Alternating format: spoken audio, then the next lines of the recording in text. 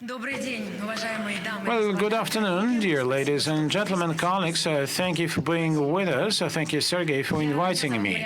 My name is Marianna Minsker. I'm a journalist and presenter of the RTVI International TV Company. I'm running a few programs there, including a psychological one. So we are going to be talking about the psychological side of our customer relations. In the next 45 minutes, we are going to talk about the client's experience on the buy side, and with us would be Alexander Apanasevich, Director of Liquidity Development, FX Market, Moscow Exchange, Sergey Kropachev, Director for Electronic Sales of the Global Markets of Sberbank, Dmitry, Gavrilets, Head of FX Trading of Renaissance Capital, and Ryzhikov, Head of the Brokerage Services Financial Department, Tinkoff Bank. I welcome you all here. Gentlemen, please take your seats on the podium. And also with us, we have multiple experts. I am not an expert. I'm a layman, or laywoman rather, and maybe you may find some of my questions naive. We just need to figure out what it's all about. Let's do it together. We've been hearing, so we welcome hot debates, really hot, and if you want to say something in response to some of your colleagues' statement, please do. And it's really easy to ask questions. All of you have a Slido app. Just send in your questions and put them to a specific person, or send general questions, and at the end we will definitely reply to some of the questions, and I hope there will be other questions. And let's run the first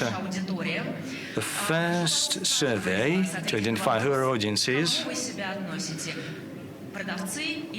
For you, the buy side or the sell side?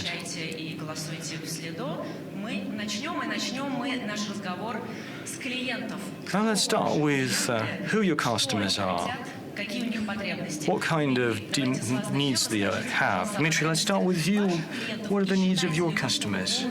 Do you think you fully meet those needs? Thank you, Marianna.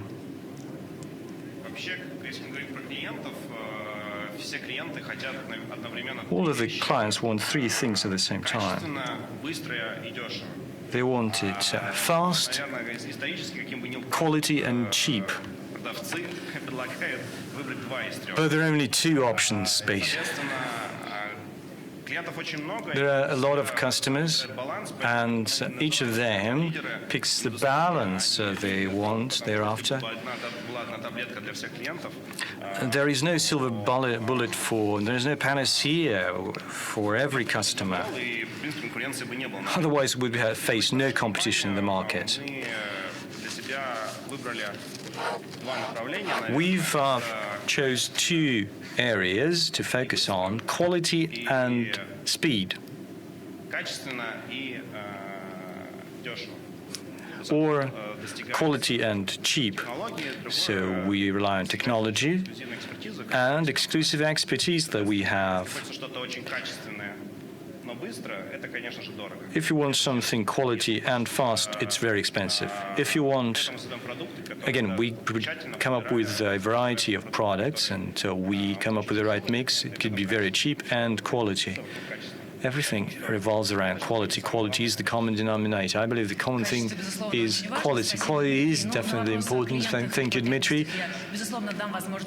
And I would like to put the question to all of you. And as a retail customer, I can say for sure what the clients don't need. They don't want to wait for 15 minutes for the hotline answer. They don't want to have something expensive or hidden fees or impolite attitude. But what do they need? What about Sberbank, Sergey? What do your customers want? The key need that we've identified is that it's all about customer journey. We look at the wish, and we stimulate that through ads. Then you have electronic onboarding, a settlement, a transaction and a settlement. So it's like a customer journey. And we look at every section of that road, of that journey. And Sberbank will focus on customers on our products. Why people go to you? Because people also have loans and mortgages and payroll, or any other reason? It depends on the type of client that works with Sberbank.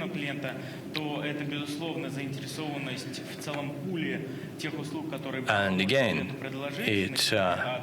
we offer a broad suite of products, payroll, loans, mortgages. As for professional financial participants, they need access to liquidity. The fastest execution, as Dmitry said, everyone wants it cheaper, faster, and quality. What about Tinkoff? Which of these three do you satisfy? The portrait of our customer is very much different from the clients of the banks who are present here. Both the Renaissance, Sberbank, and Exchange, these are like LPs. They do have some private clients, but we only service retails, don't service corporates or legal entities, and this is why our clients, just like you said, want quality, speed, and price. For some of the tariffs, we can actually mix the three components and meet the demands and the expectations. We only provide liquidity from MOEX. We don't have we don't have OTC liquidity. And for small checks, we often lose more exchange fee than we earn, but still very much customer-oriented, because today it's about a small amount and tomorrow is going to be a big check. And thank you. Alexander, what about you? What's the portrait of your customers? Do you need any individual custom-made services? As Andrei said during the previous panel, we have about 14 million customers from 130 countries around the world, and about 400 participants, 300 banks, 60 brokers. And the trend that we've been seeing is that there is very active participation from non-residents. We have trading services, we also have clearing services, and non-residents are becoming our members. They don't take part in trading, they don't only take part in clearing. They do the trading setup through some Russian entities or some Russian banks or brokers. And among our customers, you may find all of the panelists that are present here today. So what about customized services, retail-made services, tailor-made? Well, there's a persistent trend for some customized services. Financial literacy is way higher than it used to. There is some turnover or rotation of the best minds, and the clients know much more about the markets and products than what they used to, and they demand customized solutions. 10 years ago, we just had one order book. The previous panel, some of the speakers talked about having alternative options. A request for quote, speed bump.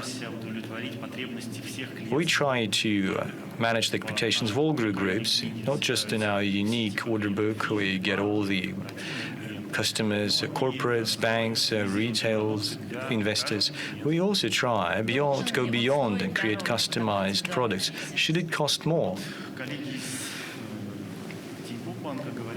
Well, our colleagues from Tinkoff say you can actually come up with the right mix. You can create the perfect mix. But during the previous panels, we mentioned some of the practices when you're loss-making. So pricing should focus on the product characteristics, and it should focus on the target audience. Here's one example. We have the tariff model. We have a system of fees like in any company, but there are products where the consumers of liquidity don't pay a fee, but the sellers of liquidity do pay a commission. The tariffs depend on the product and on the client group. So it may cost more. Yes, it may. So why do banks promote their technology? To earn more or to make services cheaper, like taking care of the customers? Sergey. The answer to your question is just to improve efficiency of the bank. To earn more, right? But efficiency is not always to get more money. As Alexander said, there could be different customers with different financial needs. And if you put your own efficiency, it means you would meet the demands of the most stringent, the most demanding customers. So first, boosting efficiency is becoming more customer-oriented. What do you mean by that?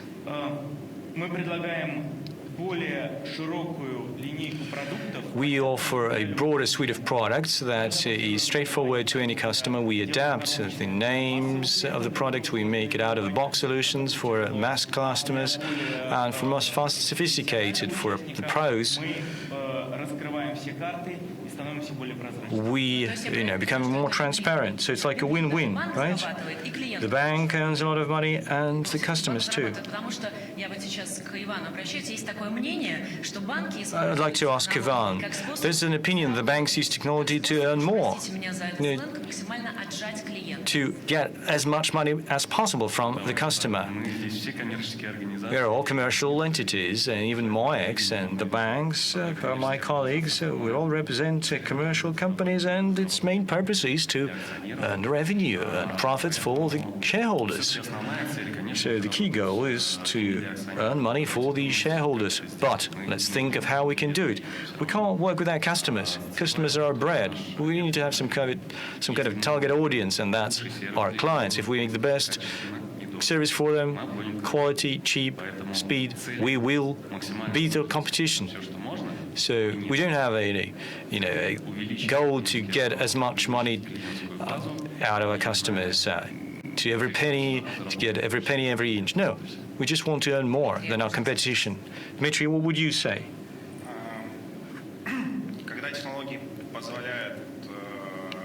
If your technology, as Ivan said, allow you to boost efficiency,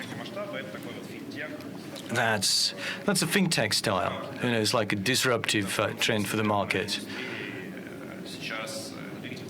And that pushes progress forward. It's a noble cause. But what we're seeing sometimes is when companies use technology, not always in the best interest, and they don't always disclose which technology they use. So there are these two models which coexist. Some companies put clients ahead of money, and other companies just boost their efficiency somewhere in the middle. It's all about transparency, I guess. We'll talk about transparency a little bit later. Here's what I want to talk right now. You have this FX global code, and you're all aware of this.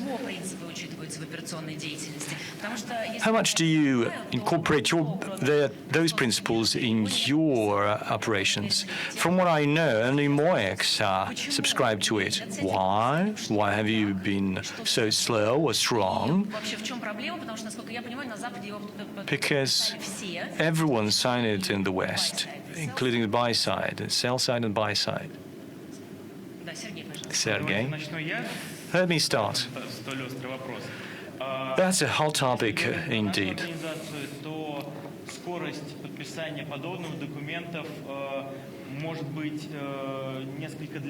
Again, we may take a little bit more time to subscribe to documents compared with our foreign counterparts. It's just a matter of time, I guess. It just takes time, There is a different procedure in place. So you're ready to sign. It's just going to take some time. How much do you think? What's your forecast? Well, a couple of panels ago, we had Dmitry, who is well positioned to respond to this question. Dmitry, over to you. Well, the FX Global Code, I think we picked up this issue when 4 years ago. The market has put up with this, has come to terms with it, and we have another review, and it's just a set of principles. It's not a regulation. It's not black and white regulation. It's all about good practices. It's all about transparency.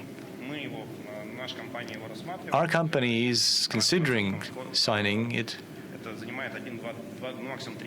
It might take 3 months for a company to formalize it and internalize it and put it in operation. So 3 months, Sergey. Just formalize, formalize, that's a vague word. Well, Marx has signed it already.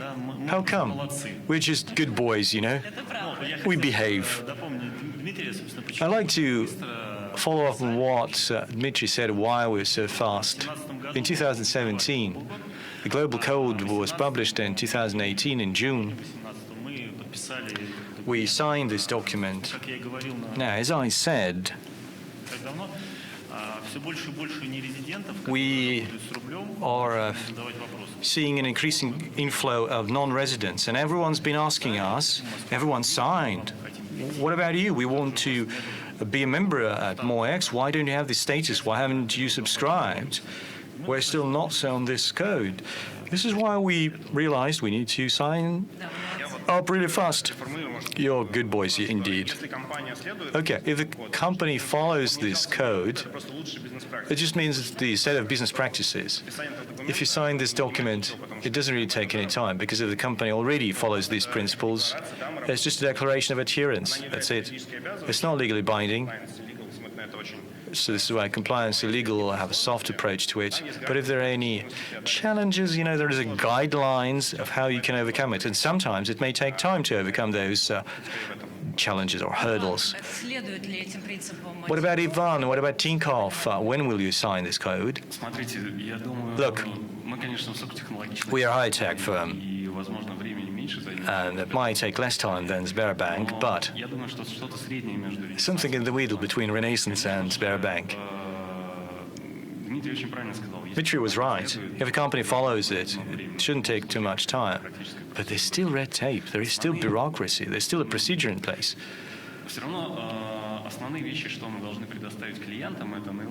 We need to provide the best service to the customer and not to squeeze every penny out of the customer. We need to provide a quote, we need to do it fast, best execution. That's how we earn money, and both for the customer and for the shareholder. Thank you. Now I'd like to put up the results of this survey, the previous survey. What is your role in the market? Sell side or both? Buy side. So we have sell side. Sell side dominates today. And both is also a common option. So I was just afraid that you would only have a buy side or a sell side,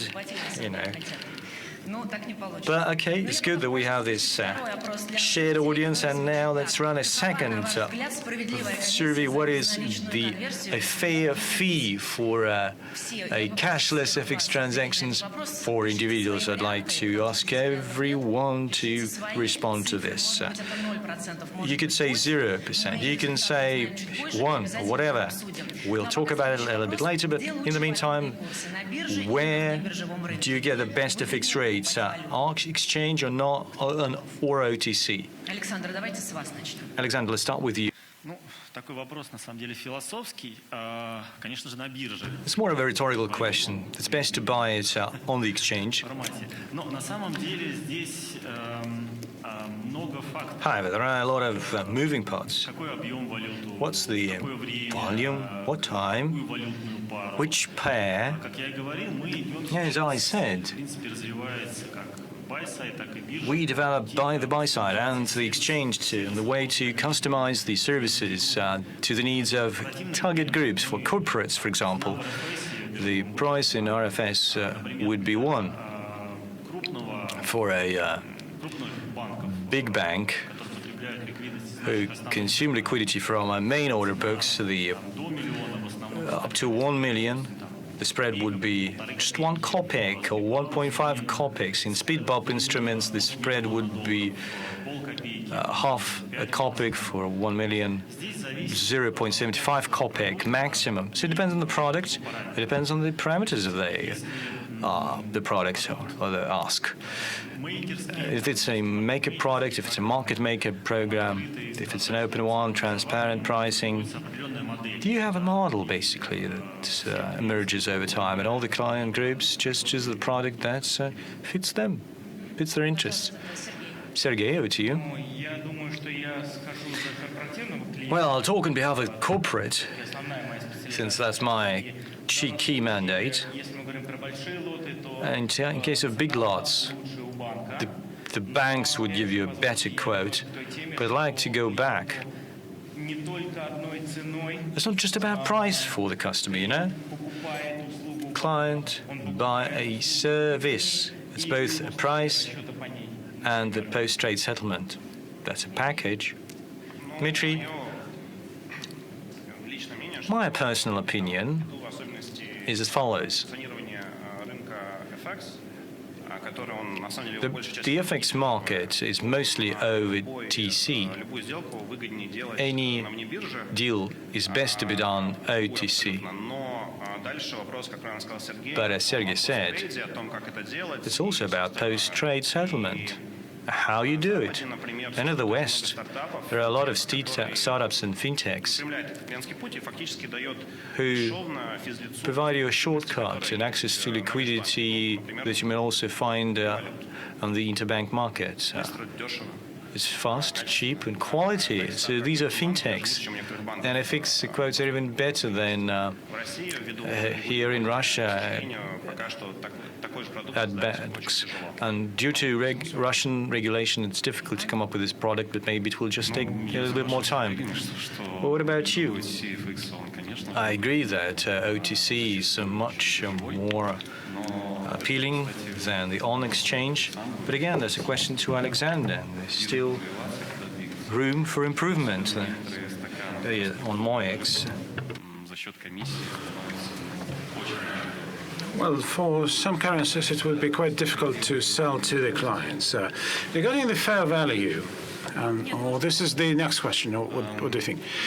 Well, if you take a look at the end client, then in any case, the bank would divide the clients into several segments, and you have the associated cost of that. I cannot claim that we have many clients that use only FX. I think that rather this is kind of like an intermediate step before you buy a security or what.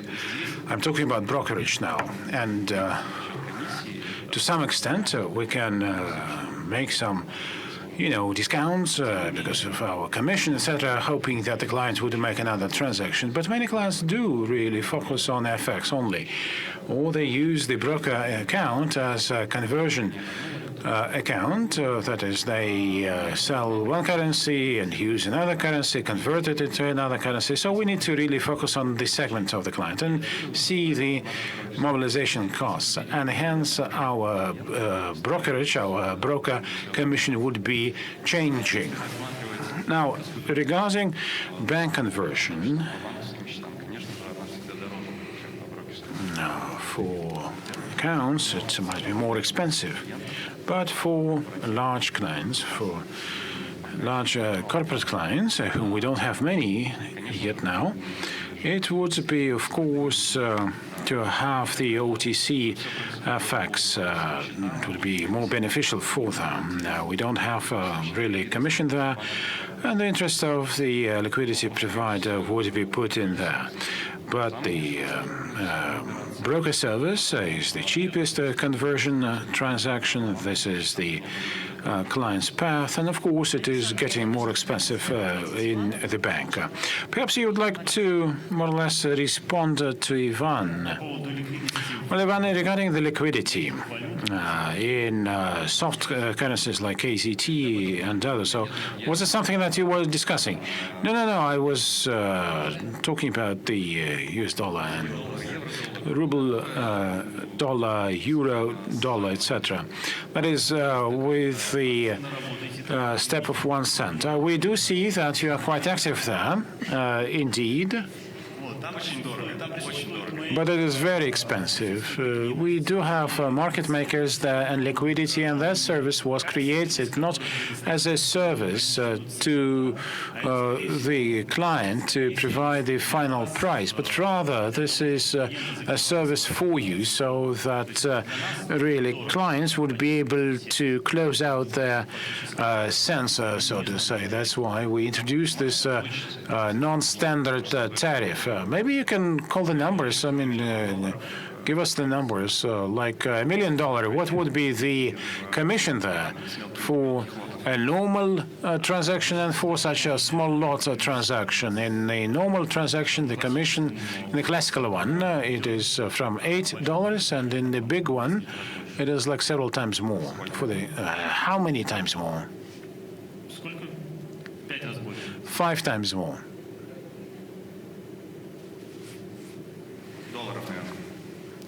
You're talking about dollars there, right? Yes.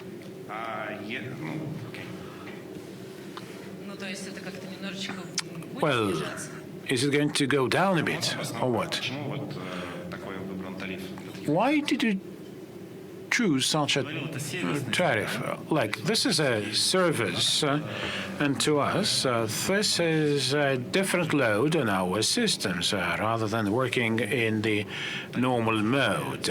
We discussed that with the brokers and our clients, and that's the rate that we have. My question is to bankers.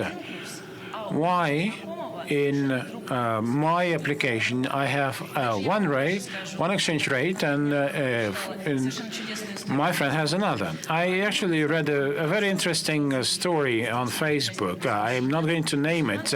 That bank is not here.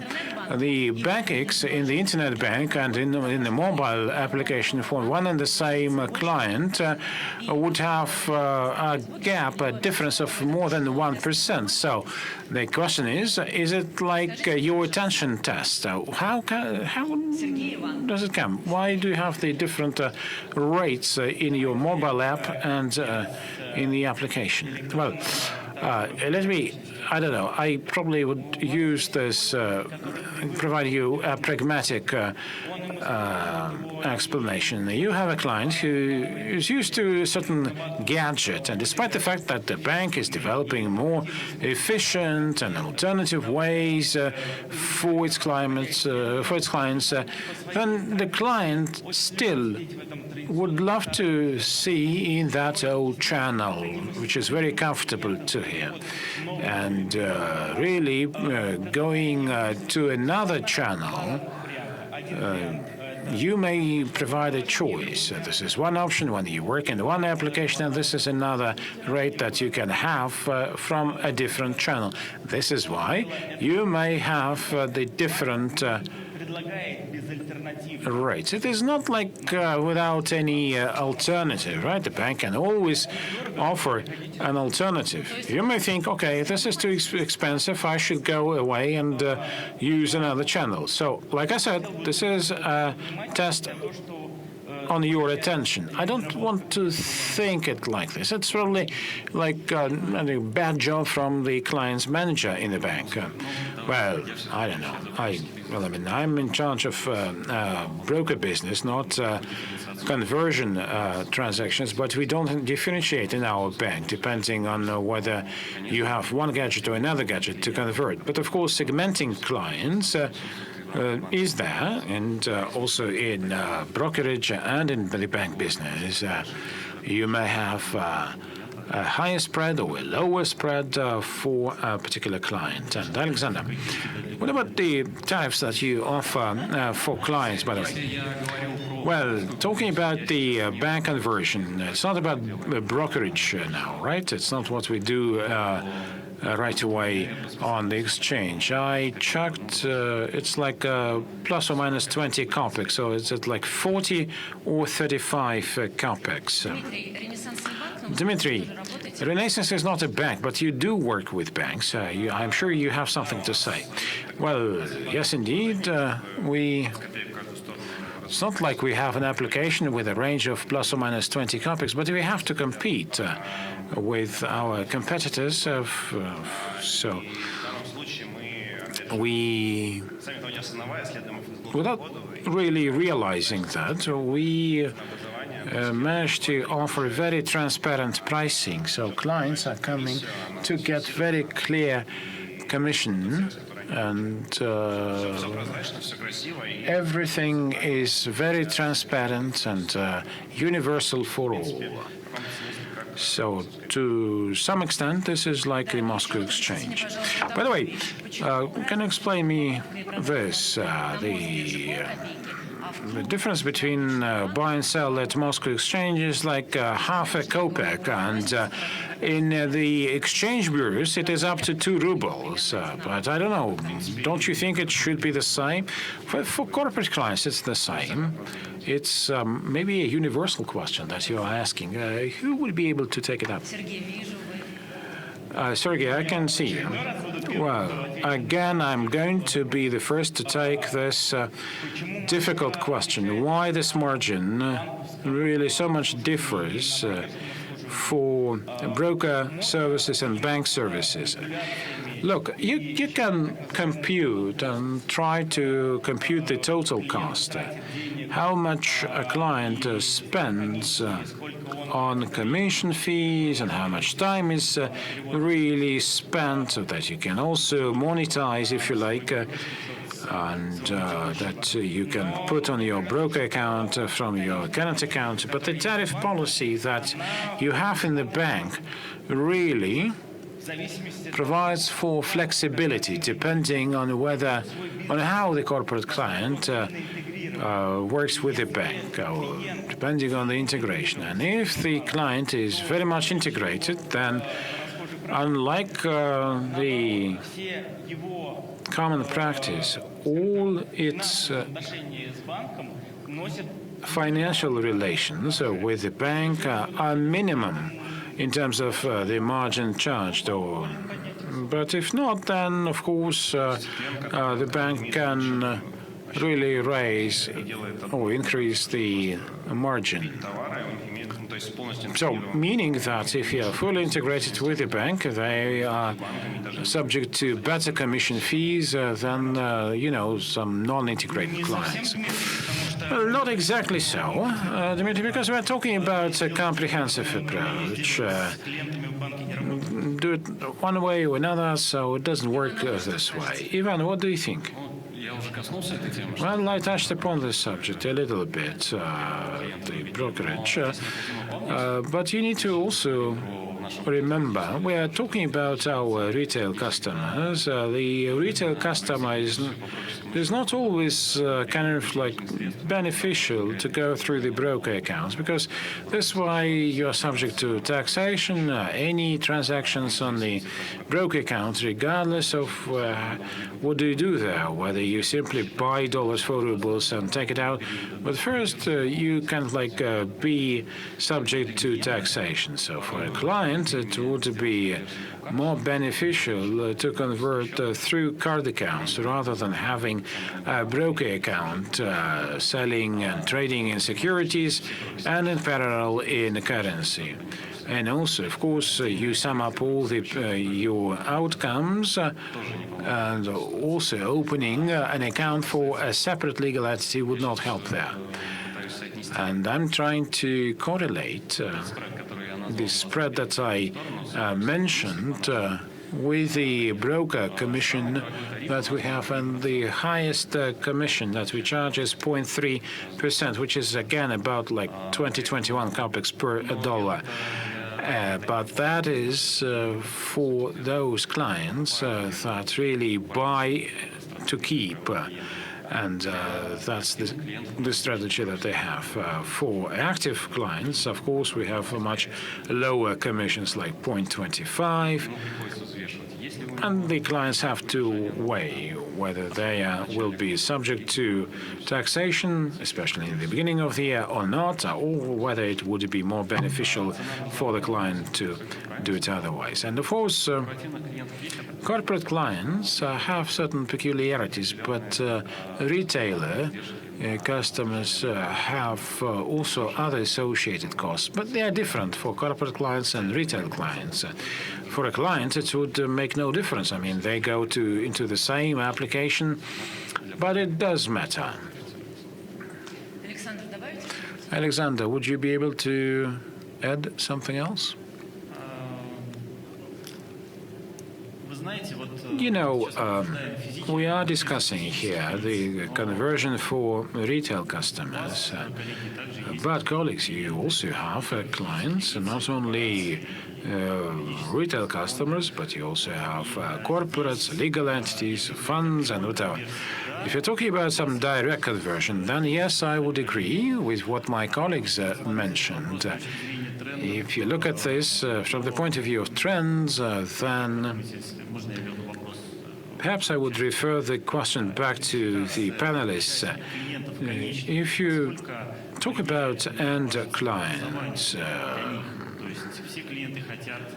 say all clients, would all clients want to receive TCA, would have best execution and transparent analysis? How would all of that affect your pricing? Perhaps I would say that really this would affect the very mobilization of a client. You need to have a financial hygiene to work with a client. You need to have TCA, you have to have algo orders, etc. We are running out of time, and I promise that we're going to discuss the transparency of pricing. Are there any hidden commissions, and how do you check for those? Dmitry, perhaps you would like to take this.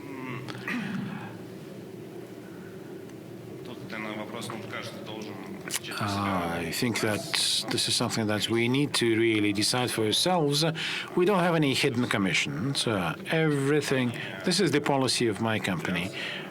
That is we are working in a very competitive market, and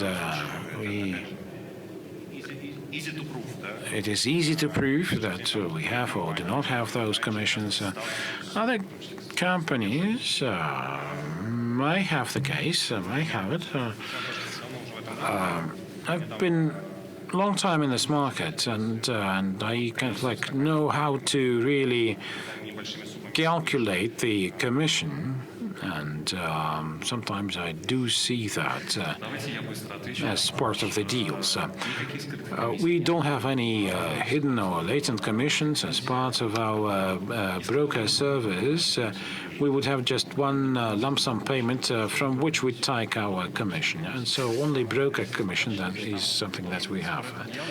For the credit accounts, this is also what we do. We also announce the spread, and that's very comfortable for the clients. Sberbank and Tinkoff, are you prepared to provide the report? For example, I bought 20,000 US. Can I see how much was made by the bank on such a transaction? If yes, then how can I do that? Let me try that. I don't think that this is realistic. I don't think you will be able to do that. The bank would not always close a position if you're talking about your external position. So, calculating the financial outcome for the trade is almost not possible. In Sber, is it possible?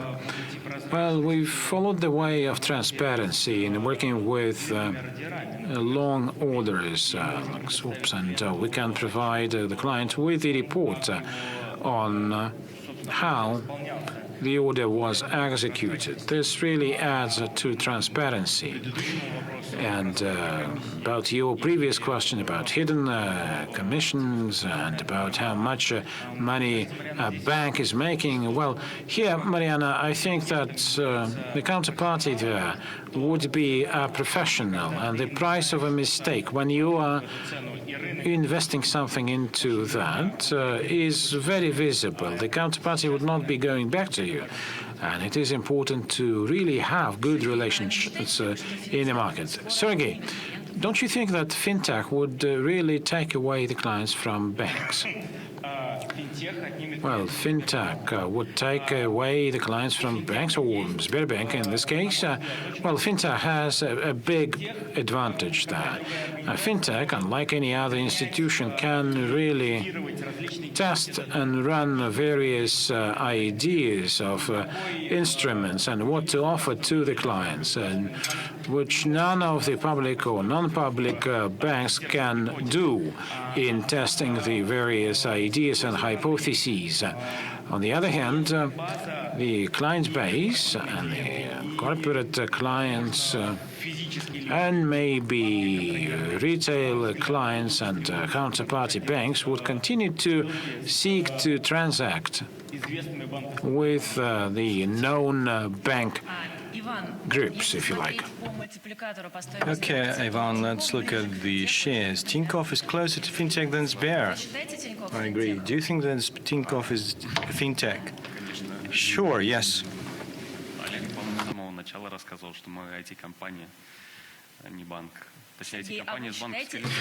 Well, Sergey, what about you? Do you think Tinkoff is a fintech? I think Tinkoff is a fintech. And the previous question goes to you too, Ivan.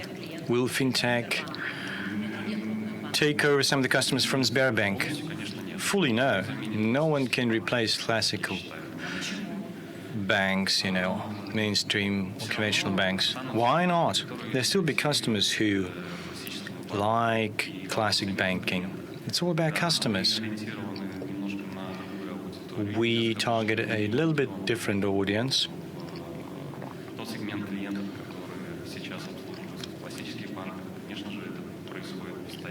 So that happens all the time. We expand the suite of our products and the segments. We go into SMEs. We try to expand that share.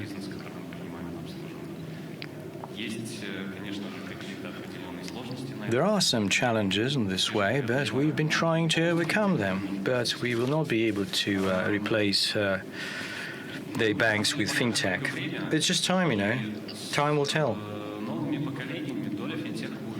And the share of fintech will grow, but not classic banks will not go anywhere. The world is getting more high-tech. What about customers? Do they get more advanced, more sophisticated, more high-tech? Do they need all these algorithms, all these innovations offered by the banks, or are they simply the better? Just one click and that's it. The question is about the end customer. Okay, let me start. Clients are learning, and they always need some new products, some new features in their mobile apps. When we just started in 2017, 2016, we disrupted everything because we made it much simpler to open an account to buy a financial product. It's just a few clicks away. And we didn't have order book. We didn't used to have a road book, just a bid offer and the high commission. We've attracted a new segment of customers, those who didn't have an accounts opened with other brokerages. But over time, our customers are they read a lot. They read a lot of research, and we have more tariffs. But we just need to know that there are new customers that always keep coming. We need to make it simple they still need it. There are some novices who need to keep it simple. They will learn, they will get more sophisticated, they will use a wider spectrum of products, but they still have this need, and they are all learning. They keep learning. Anything to add, colleagues? And so we'll move on.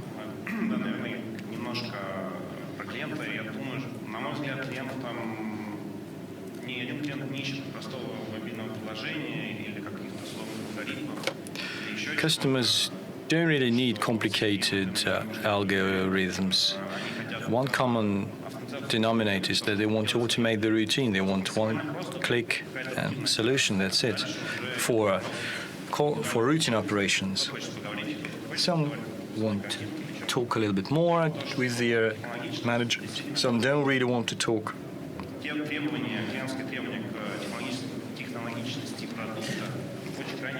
But customers want to have a high-tech product. You need to have some kind of digital packaging, otherwise it's going to fail. So it's just a must-have for us. The rest is in the details. Sometimes you really need to have a beautiful packaging.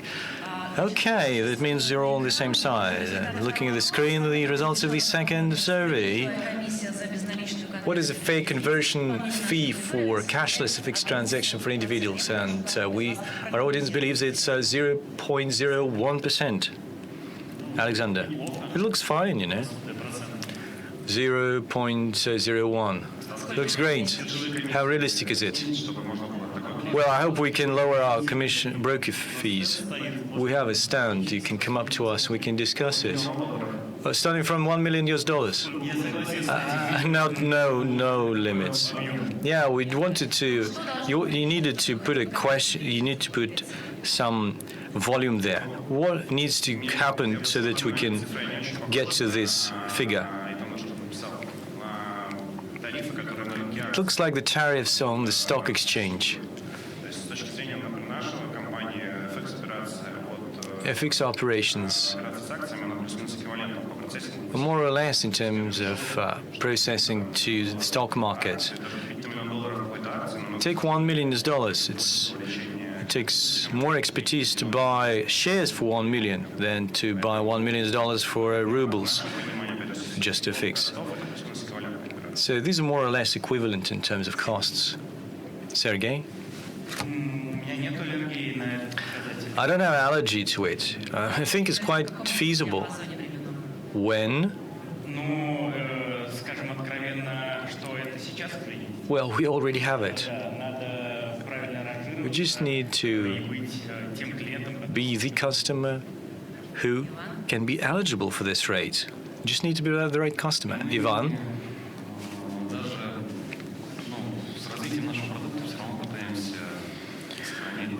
We always want to keep the simplicity of our fees model. If you have a flat fee for many instruments, they really love it.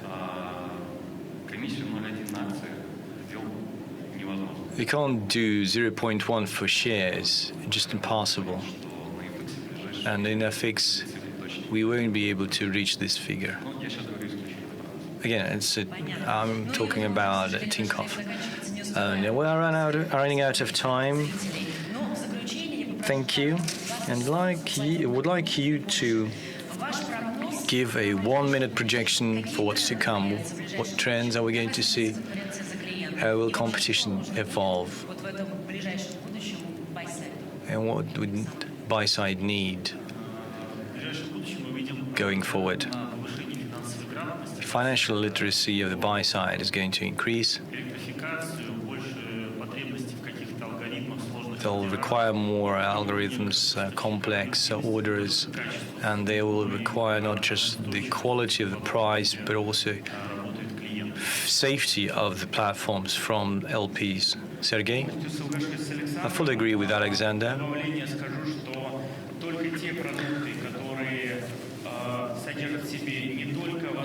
Products would need to have price transparency and online onboarding, and like Ivan said.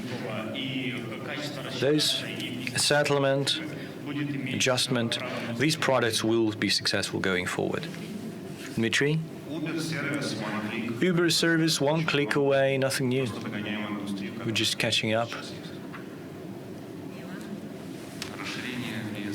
Expanding customer services and products. We've been we've been working together with MOEX. We've been asking for more currency pairs, and MOEX has been listening to us, has been heeding our call. Thank you so much to all of you. So, Alexander Apanasevich from MOEX, Sergey Kropachev, Sberbank, Dmitry, Gavrilets, Renaissance Capital, and Ivan Ryzhikov, Tinkoff. Thank you.